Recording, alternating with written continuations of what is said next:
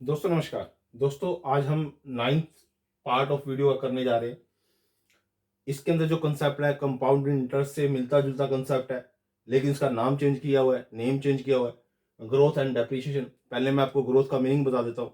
Growth का मतलब होता है किसी चीज की डेवलपमेंट, यानी कि इंक्रीज होना, किसी चीज का ऑर्डर इंक्रीज होना, उसको ग्रोथ बोलते हैं। कि ग्रोथ किस तरह से हो रही है। ग्रोथ आपकी पॉजिटिव भी हो सकती है और नेगेटिव भी हो सकती है, यानी कि किसी पॉपुलेशन का बढ़ना, तो उसको ग्रोथ बोलते हैं, भाई ग्रोथ हो रही है। और डिक्रीज होना तो वो भी क्या कहते हैं कि नेगेटिव सेंस के अंदर उसकी कि किस तरह से वो डिक्रीज हो रही है। तो इस ग्रोथ का मीनिंग ये हुआ।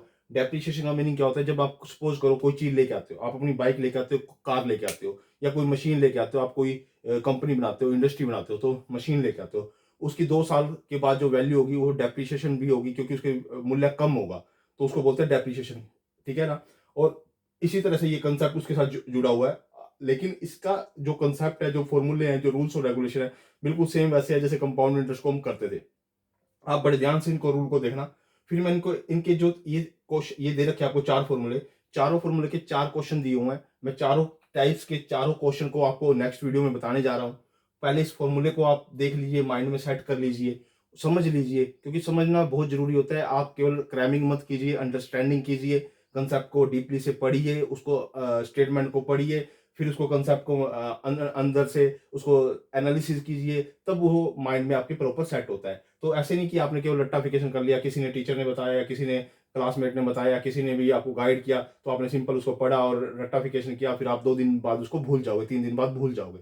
लेकिन आपको क्या करना है, कंसेप्ट को अच्छे ढंग से अंडरस्टैंडिंग करनी है कि ये कंसेप्ट का मीनिंग क्या है, ये कैसे आया, इसका यूज कैसे होता है। अगर इस तरह से आप इसको याद कर पाओगे तो वो लॉन्ग टर्म तक आपके माइंड में सेट रहेगा। जैसे क्या है इसके अंदर, क्या है, मान लो वो कि आपसे कोई क्वेश्चन पुट अप करता है कि किसी की जो पॉपुलेशन है, जैसे सपोज करो इंडिया की पॉपुलेशन है आफ्टर एन ईयर कितनी होगी। एन ईयर का मतलब होता है कितने, जैसे मान लो मैं आज पूछूं कि आज से 10 साल बाद इंडिया की पॉपुलेशन कितनी होगी, अगर इस रेट ऑफ के साथ वो ग्रोथ हो, यानी कि मैंने उसको बोल दिया कि 10% रेट ऑफ ग्रोथ लग रहा है, या 20% लग रहा है, या 30% लग रहा है रेट ऑफ, भाई उसका लगातार इतनी बढ़ रही है, हर साल इतनी बढ़ रही है। उसका एक कंटिन्यूस एक ग्राफ है कि 10% बढ़ती है हर साल। तो उसके अंदर यानी टाइम बता दिया 10 साल, तो यहाँ एन 10 साल है। देखो ये वाला फॉर्मूला लगाना है, जब आपसे पूछे कि 10 साल बाद या 5 साल बाद या 2 साल बाद या 3 साल बाद की पॉपुलेशन कितनी होगी, किसी भी कंट्री की, किसी भी स्टेट की, किसी भी प्रोविंस की, तो आपने इस फॉर्मूले का यूज करना है। पी पॉपुलेशन इंटू में या मल्टीप्लाई 1 प्लस में आर बाय में 100 इंटू में एन। ये बिल्कुल वही सेम फॉर्मूला है जो हम पहले लास्ट में यूज करते आ रहे हैं, जो हमने कंपाउंड इंटरेस्ट में यूज किया था, वही का सेम फॉर्मूला है। यहाँ पर क्या एन, यहाँ ईयर को बताता है, रेट को किस रेट ऑफ ग्रोथ के साथ वो कंटिन्यूस एक रेट यहाँ पर दे रखा है, यानी कि जब एक रेट की बात होगी तो यही लगाएगा। हम फॉर्मूला ये लगाए, जहां डिफरेंट डिफरेंट रेट दे रखे होंगे, सपोज करो वो नेक्स्ट इसमें आएगा, जब आपको कहा रखा होगा कि पहले साल 10% के साथ बढ़ती है, दूसरे साल 12% के साथ बढ़ेगी, तीसरे साल 14% के साथ बढ़ेगी। इस तरह से अगर अलग अलग रेट दे रखे होंगे तो अलग वाला फॉर्मूला लगेगा। यहाँ पर सेम रेट के साथ ग्रोथ हो रही है किसी चीज की तो ये वाला फॉर्मूला लगेगा आपका की पॉपुलेशन का।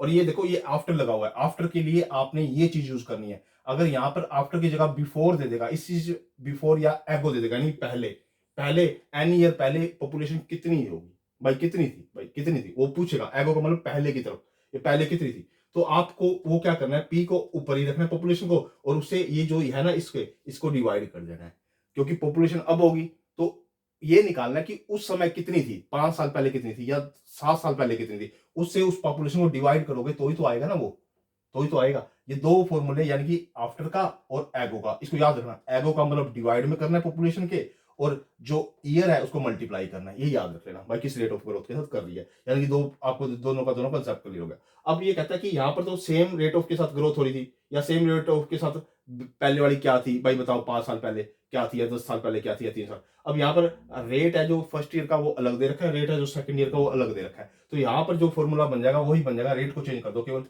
R1 और R2 बना दो, कंसेप्ट वही का वही है। एन क्या है, तो ये फर्स्ट ईयर का हो गया, ये फर्स्ट ईयर का हो गया, यानी 2 ईयर का दे रखा है, ये फर्स्ट ईयर का, ये सेकंड ईयर का, यानी ये फर्स्ट ईयर क्या हो गया इतना, ये सेकंड ईयर का हो गया, ये हमारी पॉपुलेशन होगी, इसको हमने क्या कर दिया, मल्टीप्लाई कर दिया इसके साथ।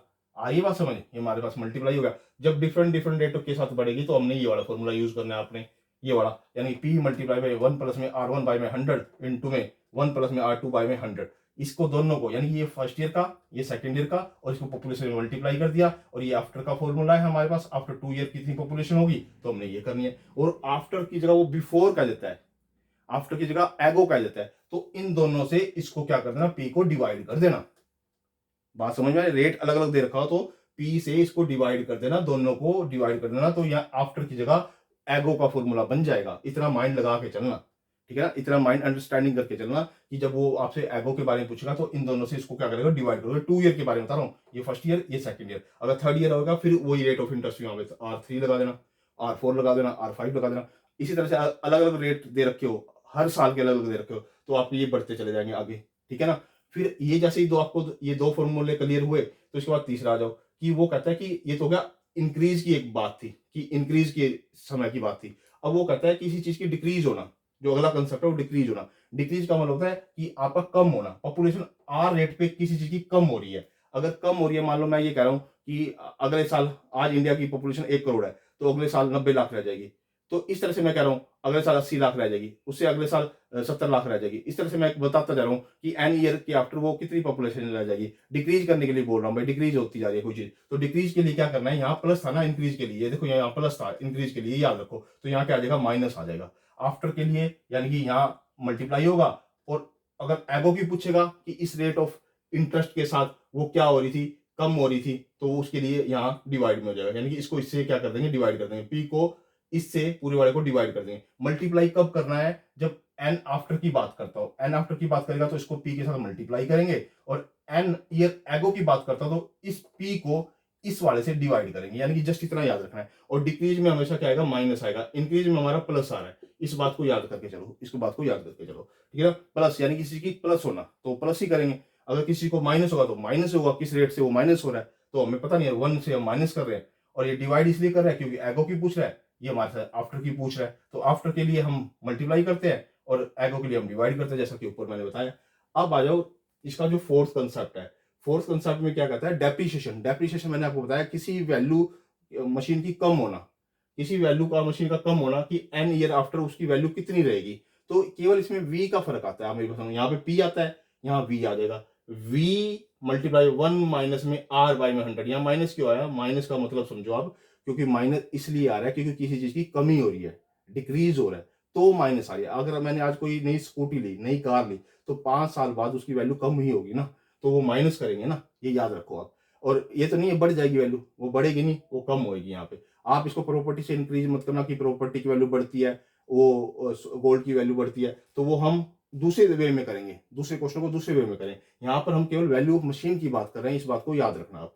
वैल्यू ऑफ मशीन यानी कि वी मल्टीप्लाई बाई 1 माइनस में आर बाई में 100, इसकी एन, ये आफ्टर की बात कर रहा है कि आफ्टर, क्योंकि मैंने बोला ये आफ्टर के साथ ये पोर्शन मल्टीप्लाई होता है। और जब एगो की बात करेगा इसी कंसेप्ट में, तो वो क्या करेगा, डिवाइड करेगा, यानी कि वी बटे में ये पोर्शन क्या कर देगा, डिवाइड कर देगा। यानी कि डेप्रिसिएशन का मीनिंग होता है घिसावट, किसी चीज का घिस जाना, किसी चीज का मूल्यांकन कम होना, है ना। वो मूल्यांकन कम होगा तो हम मूल्यांकन को कम करेंगे, एन ईयर आफ्टर कितना मूल्यांकन कम होगा वो इससे करेंगे, और जो एन ईयर एगो कितना मूल्यांकन कम हुआ था तो वो इसकी हेल्प से करेंगे, मतलब इसकी हेल्प से करेंगे। यानी कि ये फॉर्मूले आप इसको वीडियो को 2 से 3 बार सुनो, अच्छे से सुनो, आप एयरपोर्ट लगा के सुनो उसको, कोई आपको डिस्टर्ब करने वाला ना हो, बार बार इसको सुनो, फिर आप इसकी एक्सरसाइज पे आना, ताकि ये एक बार आपको कंसेप्ट क्लियर हो गया तो आपके माइंड में फॉर एवर रह जाएगा। मैं कहता हूं, आपसे रिक्वेस्ट करता हूं, आप इसको वीडियो को 2 से 3 बार जरूर देखना। ओके।